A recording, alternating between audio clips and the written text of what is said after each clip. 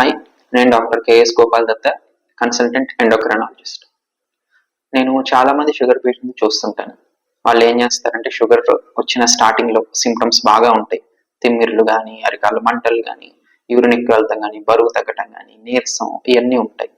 So వాళ్ళు చెప్పినట్లు మందులు వేసుకుంటారు, డైట్ ఎక్సర్సైజ్ చాలా బాగా చేస్తారు. షుగర్ని విత్ ఇన్ 3 నెలలు బాగా కంట్రోల్లో పెట్టుకుంటారు. దాని తర్వాత నెమ్మదిగా చాలా కాలం 6 నెలలు, 9 నెలలు కంట్రోల్లో ఉందిలే, ఇంకెందుకు రావటం అని చెప్పి రావటం మానేస్తారు. ఇంకా అక్కడి నుంచి డైట్ లో కానీ, ఎక్సర్సైజ్ లో కానీ, మందులు తీసుకుంటారు కానీ కొంచెం అలక్ష్యం అనేది వచ్చేస్తుంది.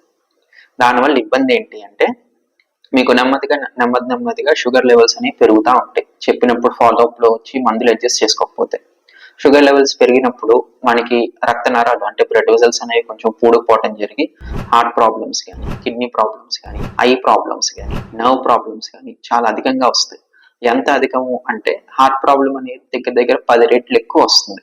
జనరల్ పాపులేషన్ నాన్ డయాబెటిక్ వాళ్ళతో కంపేర్ చేస్తే డయాబెటీస్ అంటే షుగర్ ఉన్న వాళ్ళకి హార్ట్ ప్రాబ్లం 10 రెట్లు ఎక్కువ.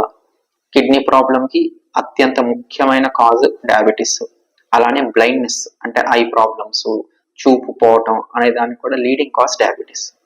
సో ఆ జబ్బుని, ట్రీట్మెంట్ని, ఫాలోఅప్ని మూడింటిని అలక్ష్యం చేయొద్దు. చెప్పినట్లు ఫాలోఅప్కి రండి, మందులు వేసుకోండి.